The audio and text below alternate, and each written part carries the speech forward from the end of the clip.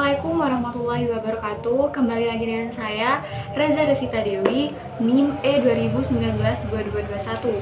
Saya dari kelas Ekonomi Syariah 5, semester 4, Fakultas Ekonomi dan Bisnis Islam Institut Agama Islam Negeri Jember.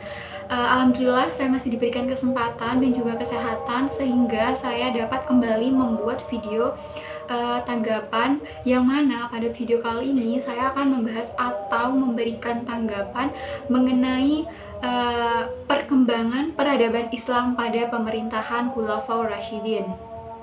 Nah, kita akan lebih membahas dulu mengenai apa sih Khulafaur Rasyidin itu. Karena sebelum kita membahas lebih lanjut lagi, kita tuh harus tahu dulu mengenai apa itu Khulafaur Rasyidin. Nah, secara bahasa, Khulafaur Rasyidin itu berasal dari kata khulafa dan juga ar-rasyidin. Nah, kata khulafa itu merupakan bentuk jamak dari kata khalifah yang berarti itu sebagai pengganti. Nah, ar-rasyidin itu artinya mendapat petunjuk. Maka, makna secara istilah dapat disimpulkan bahwasannya Khulafaur Rasyidin itu merupakan orang yang ditunjuk sebagai pengganti pemimpin yang senantiasa mendapat petunjuk dari Allah Subhanahu wa taala. Nah, para Khulafaur Rasyidin ini diantaranya itu adalah sahabat-sahabat Nabi Muhammad SAW, yaitu yang pertama ada Abu Bakar Asy-Syiddiq, dan yang kedua itu ada Umar bin Khattab, dan yang ketiga itu ada Utsman bin Affan, dan yang keempat itu ada Ali bin Abi Thalib. Nah, mengenai biografi mengenai para sahabat-sahabat Nabi ini, yaitu Khulafaur Rasyidin ini, kita akan membahas dulu mengenai biografi dari Abu Bakar Asy-Syiddiq. Abu Bakar Asy-Syiddiq itu memiliki nama lengkap yaitu Abdullah bin Abi Quhafah bin Utsman bin Amr bin Mas'ud bin Taim bin Murrah bin Ka'ab bin Lu'ay bin Ghalib bin Fihr at-Taimi al-Qurasyi. Nah, Abu Bakar Asy-Syiddiq, beliau lahir pada tahun 572 Masehi dan wafat pada tanggal 21 Jumadil Akhir 13 Hijriah atau 23 Agustus 634 Masehi. Nah, masa jabatan beliau ini pada 11 sampai 13 Hijriah atau 632 sampai 634 Masehi. Jadi sekitar 2 tahun. Beliau ini merupakan khalifah yang sangat berjasa di awal masa Khulafaur Rasyidin. Walaupun banyak sekali cobaan serta hambatan yang tiba pada masa beliau, Abu Bakar Asy-Syiddiq, berkat ketegasan dan juga keteguhan hatinya beliau, permasalahan yang timbul dapat ditangani serta distabilkan kembali. Nah, lalu seperti apa sih kemajuan peradaban Islam pada masa pemerintahan Abu Bakar Asy-Syiddiq itu? Nah, yang pertama itu ada perbaikan sosial masyarakat. Nah, yang kedua itu ada perluasan dan pengembangan wilayah Islam. Nah, yang ketiga itu mengumpulkan ayat-ayat Al-Quran. Nah, yang keempat itu sebagai kepala negara dan pemimpin umat Islam. Dan yang kelima, yang terakhir itu meningkatkan kesejahteraan umat Islam.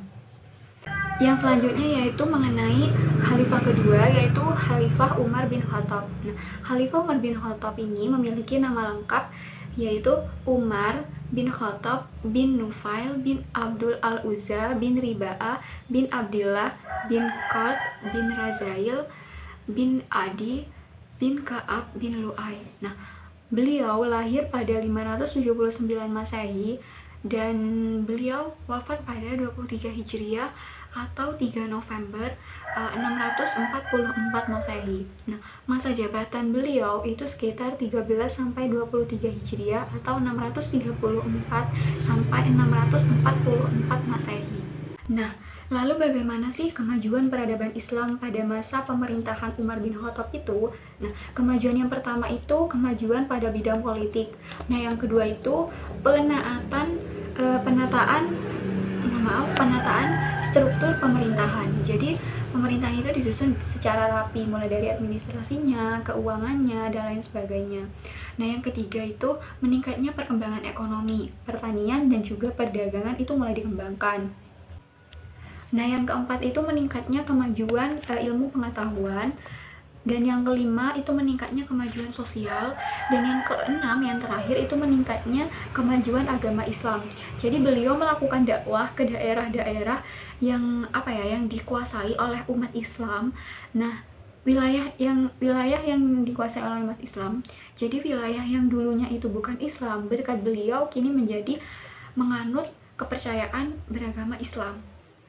Yang selanjutnya yaitu yang ketiga, Khalifah Utsman bin Affan. Nah, Utsman bin Affan ini nama panggilnya yaitu Abu Abdullah Al-Amawi Al-Quraisy.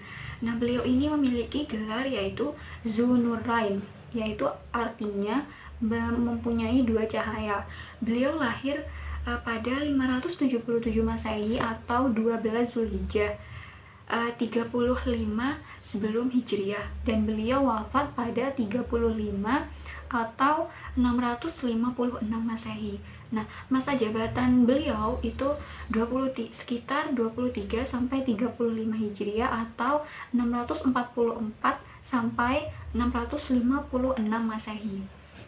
Seperti yang kita bahas sebelumnya, beliau ini kan mendapat julukan yaitu Dzunurain yaitu pemilik dua cahaya. Mengapa demikian? Karena beliau ini pernah menikah berturut-turut dengan dua putri Nabi Muhammad SAW, yaitu Ruqayyah binti Muhammad dan juga Ummu Kulsum binti Muhammad. Jadi itu alasannya mengapa beliau mendapat julukan Dzunurain, yaitu pemilik dua cahaya. Nah, lalu bagaimana sih kemajuan peradaban Islam pada masa pemerintahan Utsman bin Affan ini? Nah, kemajuan yang pertama itu beliau memperluas wilayah kekuasaan, yaitu antara lain itu ada Turkistan, Eropa, dan juga Azerbaijan. Nah, yang kedua, beliau ini memperluas bangunan Masjid Nabawi dan juga Masjidil Haram. Nah, yang ketiga, beliau membakukan dan juga meresmikan mushaf yang disebut dengan Mushaf Utsamani. Nah, yang keempat, yang terakhir, jadi beliau itu mulai memerdekakan seorang budak setiap hari Jumat atau Bilada. Nah, yang selanjutnya yaitu khalifah yang keempat, khalifah yang terakhir, yaitu Khalifah Ali bin Abi Thalib. Jadi beliau ini memiliki nama lengkap Ali bin Abi Thalib bin Abdul Muthalib. Nah, beliau ini merupakan sepupu dari Rasulullah SAW. Nah, beliau lahir pada 23 Masehi dan beliau wafat pada 40 Hijriah atau 661 Masehi. Nah, masa jabatan beliau ini sekitar 35 sampai 40 Hijriah atau 656 sampai 661 Masehi. Beliau ini termasuk golongan pemeluk Islam pertama dan salah satu sahabat utama Nabi, salah satu sahabat yang paling dekat dengan Nabi. Secara silsilah, beliau ini merupakan sepupu dari Nabi Muhammad SAW, dan beliau juga sebagai menantu dari Nabi Muhammad SAW yang menikahi putri Nabi yaitu Fatimah Az-Zahra. Nah, lalu bagaimana sih kemajuan peradaban Islam pada masa pemerintahan Ali bin Abi Thalib ini? Jadi, kemajuan yang pertama itu beliau mulai mengaktifkan kembali sistem distribusi pajak tahunan. Dan yang kedua, beliau selektif dalam menyeleksi gubernur, bupati, dan juga para pengawal-pengawalnya. Dan yang ketiga, sistem renumerasi. Jadi, penyempurnaan gaji pada pegawainya. Dan yang keempat, yang terakhir, beliau mulai menjunjung tinggi kepentingan rakyat. Alhamdulillah, mungkin hanya itu pembahasan yang dapat saya jelaskan. Mohon maaf apabila ada salah kata dan kekurangannya. Akhirul kalam, subhanakallahumma wa bihamdika, asyhadu alla ilaha illa anta, astaghfiruka wa atubu ilaik. Wallahul muwaffiq ila aqwamit thoriq. Wassalamualaikum warahmatullahi wabarakatuh.